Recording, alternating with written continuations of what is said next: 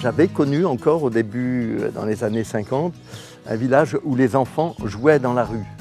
Dans les années 60-70, les voitures, les camions se sont appropriés la rue et là c'était véritablement redonner envie aux habitants d'être dans un village vivant et finalement ça a très bien fonctionné rapidement. On revoit sur des photos de l'époque où il y avait juste les petits rosiers plantés dans leurs trous et progressivement ils ont pris de l'ampleur et en même temps on a décidé de vraiment casser tous les trottoirs et d'y installer les fleurs, les vivaces et beaucoup de choses. Et c'est là où on a sans doute vu le plus la transformation. C'est vrai que les rosiers, Andréève nous a communiqué sa passion pour les rosiers. Dès qu'il y avait un rosier, dès qu'il y avait quelques arbustes, ça changeait beaucoup de choses dans le village. En regardant les cartes postales très anciennes du village, eh bien, on s'est aperçu qu'il y avait des rosiers, qu'il y avait des glycines, qu'il y avait des treilles de vigne et que finalement, eh bien, c'était redonner un peu ce qu'on avait connu autrefois. Au départ, il y avait de la résistance. Et notamment pour les rosiers, on a planté là où les gens avaient envie. Et 1 ou 2 ans après, eh bien moi, pourquoi j'ai pas de rosiers? Ceux qui avaient refusé dans un premier temps les demandaient. Alors surtout quand les maisons, un certain nombre de maisons, n'ont ni cour ni jardin. Donc c'est important d'avoir la rue. Au début, c'est amusant, il y a des gens qui se prenaient l'apéro dans la rue parce que, quelque part, c'était leur jardin. On est dans un lieu de vie. Et d'ailleurs, les gens qui se promènent nous disent, c'est amusant, dans ce village, on sent la sérénité.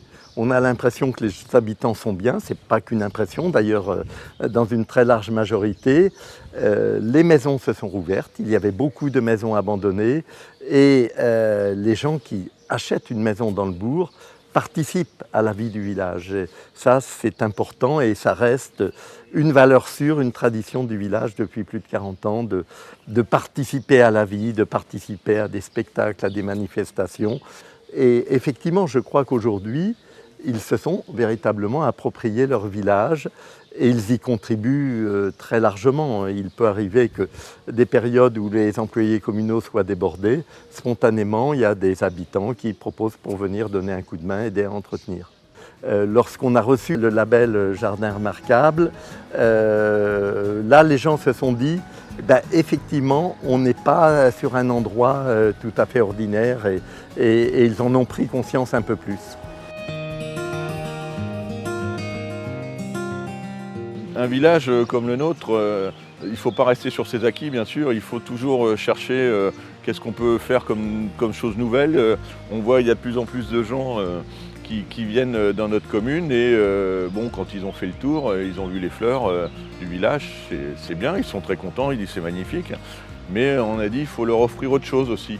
Donc on a une prairie humide qui touche le centre-bourg et on s'est dit il faudrait essayer de l'exploiter, il faudrait essayer d'en faire quelque chose. On a décidé de classer cette prairie en espace naturel sensible. Ça nous offre l'opportunité de préempter lors d'une vente pour pouvoir récupérer les terrains. L'idée c'est pas d'engranger des terrains, c'est surtout d'avoir une liberté de ce qui va être planté dessus et puis de la manière dont ils vont être gérés parce qu'on est dans un espace où on a tendance à planter du peuplier et nous on voudrait que la nature se développe un petit peu naturellement avec des aulnes ou des saules ou des arbres comme ça qui sont originaires de la prairie humide. L'espace a été classé donc, par le département il y a maintenant 5 ans. Donc on a décidé de créer un cheminement de manière à ce que les gens puissent découvrir la faune et la flore telle qu'elle est dans cette prairie. Donc on a fait un cheminement empierré, on a créé des pontons pour traverser les cours d'eau. Bien sûr, on a fait un inventaire. Avant de se lancer dans tout ça, on a fait un inventaire. On a ciblé par endroit, par-ci, par-là, telle et telle espèce, telle sorte de plantes, de manière à les mettre sur des panneaux de découverte. Et donc sur ces panneaux, on peut voir des animaux, on peut voir la flore, la faune, tout ce qu'il peut y avoir dans cette prairie humide. Je disais tout à l'heure, les rosiers, les fleurs, tout ça c'est très joli, mais est-ce qu'on peut profiter aussi des choses qui existent naturellement? Et l'idée c'est ça, c'est de dire aux gens, vous voyez, la nature elle n'a pas besoin toujours de nous pour pousser. Et il y a des fleurs différentes, il y a des plantes différentes, il y a des animaux qui sont là, et ça c'est important. Nous, on est dans la continuité, hein. Notre village, on trouve qu'il est très beau. Alors, il ne faut pas s'arrêter, il faut continuer. On a fait, aujourd'hui, on a une vigne. On a une vigne de Curé qui est créée, qui est juste à côté du jardin de Curé qui est recréé in situ. Et on a fait une ouverture avec un escalier de manière à ce que les gens qui visitent le jardin puissent aller visiter la vigne aussi. Donc un bel escalier en pierre. Ça fait partie d'un projet qui nous tenait aussi à cœur, hein, de dire on va ouvrir sur la vigne de Curé. Ouvrir déjà une vue et puis un accès. Alors nous sommes dans le jardin de Curé, le jardin du presbytère de Chédigny. Petite précision, c'est à ma connaissance le seul jardin de Curé, je mets des guillemets, refait dans un presbytère. C'est vraiment le jardin du presbytère et on a essayé de le refaire en tenant compte de la réalité historique assez floue en fait. Du jardin de Curé, 3 espaces, un espace pour se nourrir, un espace bouquetier pour célébrer, un espace aussi pour méditer. C'est ça qui est très joli dans le jardin de Curé. Ici, tout a été repris, tous ces espaces-là sont là. On a aussi, mais là c'est beaucoup plus diffus, des plantes médicinales, donc nourrir, soigner le corps et l'esprit. Là, on est dans la partie potagère qui est vraiment nourricière. On n'était pas là pour se divertir et faire des choses pour s'amuser, etc. C'était vraiment pour nourrir. Avec quand même le jardin de Curé, si on s'en réfère à un peu d'histoire, ce qui est génial, c'est qu'il y avait des curés réellement botanistes. Ils avaient cet atout énorme de savoir lire, déjà, ce qui était déjà pas si mal. Et ils avaient en plus de ça, ils étaient en contact avec des missionnaires. Donc ils pouvaient aussi participer de l'introduction d'espèces. Donc le potager du jardin de Curé, en fait, il doit reprendre un petit peu cet esprit-là, avoir une base réellement nourricière et aussi une base curieuse, ouverte. Donc là, jardin du presbytère, jardin de Curé, jardin de grand-mère, etc. Mais en fait, les jardins de Curé, ils n'ont pas de réel dessin, pas de réel plan. Si ce n'est que la mission, la demande qui était faite pour ces jardins, c'était bien sûr de nourrir, mais c'était aussi d'être en mesure de fournir les fleurs pour l'hôtel. Il est très beau ce côté-là en fait. On parle beaucoup de permaculture et j'aime beaucoup la permaculture, mais si j'ai des reproches à lui faire, c'est qu'il n'y a pas ce côté réjouir l'œil, célébrer, faire du beau. Et c'était la demande qui était faite dans ce type de jardin. On voit là, presbytère de Chédigny, très joli bâtiment. On voit aussi qu'on est clos de mur. Ce qui est vraiment un atout. Donc voilà, à partir du moment où on est clos de mur, on met une vigne dessus, on met des fruitiers, etc. etc. On va profiter de l'abri qui est offert par ça. Néanmoins, il y a une vigne qui a été refaite là où elle était, in situ. Donc c'est assez magnifique de se dire que voilà, ce jardin du presbytère reprend complètement l'esprit du jardin de Curé, qui est aussi un esprit hérité du jardin monacal, hein, avec le bassin et le dessin en croix. Nous, on a un petit bassin, attention, on a un petit dessin en croix. Donc c'est vraiment essayer de coller à une réalité. Et encore une fois, la réalité du jardin de Curé, il y en avait à Lille comme à Marseille. Il y avait des diocèses qui étaient riches et d'autres qui étaient pauvres. Donc il ne peut pas y avoir une unité. Par contre, il peut y avoir un esprit, et c'est ce qu'on a essayé de reprendre ici.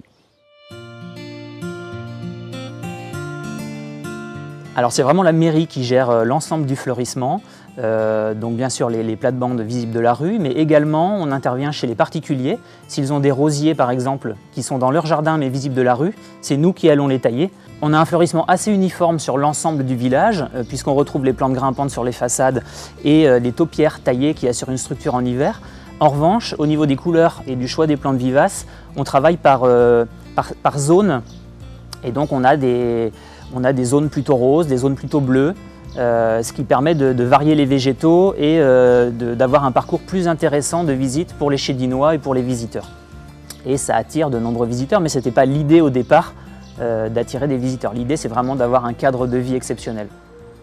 Alors effectivement, on s'est aperçu très rapidement que la population se sentait évidemment plutôt bien dans ces rues, mais qu'il y avait également toute une faune et un écosystème qui s'était recréé dans les rues, du fait qu'on n'utilise pas de pesticides évidemment, et du fait qu'il y ait beaucoup moins de circulation grâce à ces zones apaisées. Donc on a des populations d'oiseaux importantes et très diversifiées, et puis on a toute une faune auxiliaire qui participe aussi à l'entretien du village, puisque les cirques, les coccinelles viennent éliminer une partie des nuisibles. Alors notre travail, c'est évidemment d'anticiper en amont tout ce fleurissement, puisqu'en fait on produit la quasi-totalité des plantes installées dans le village. Donc il faut évidemment commander des semences, il y a toute une partie de travail en amont. Et puis après, eh bien, le travail, c'est le travail de tout jardin, c'est-à-dire qu'il y a du désherbage à effectuer tout au long de l'année, de l'arrosage ponctuel en période sèche. Et puis la taille des rosiers est un travail important, puisqu'elle occupe vraiment les 3 mois d'hiver sont consacrés à la taille des 1000 rosiers du village. On essaye de travailler sur la gamme de plantes en incluant des plantes qui sont plus résistantes à la sécheresse. Certaines plantes méditerranéennes vont se plaire et d'autres pas, parce qu'on a quand même des sols qui sont gorgés d'eau en hiver et des sols très argileux. On travaille néanmoins avec des plantes plutôt anciennes, des plantes faciles de jardin de grand-mère. Et ces plantes, elles sont beaucoup moins exigeantes que des plantes horticoles. Donc elles s'adaptent plus facilement, elles peuvent se ressemer spontanément. Mais effectivement, le changement climatique a un impact sur la végétation et on essaye justement de s'adapter au fil des années. Alors tout paraît très naturel, mais en fait, il y a beaucoup de travail en amont pour que ça paraisse naturel, mais c'est plutôt maîtrisé. Ça se traduit par une présence quotidienne, par un travail en amont sur la sélection des plantes, une planification des interventions. C'est ce qui est intéressant à Chédigny, c'est qu'effectivement les rues sont fleuries, mais parfois le spectacle se prolonge derrière les portails, puisque certains habitants ont des jardins vraiment magnifiques et on fait même des échanges avec certains habitants passionnés qui vont nous proposer certaines plantes intéressantes pour le village et vice-versa.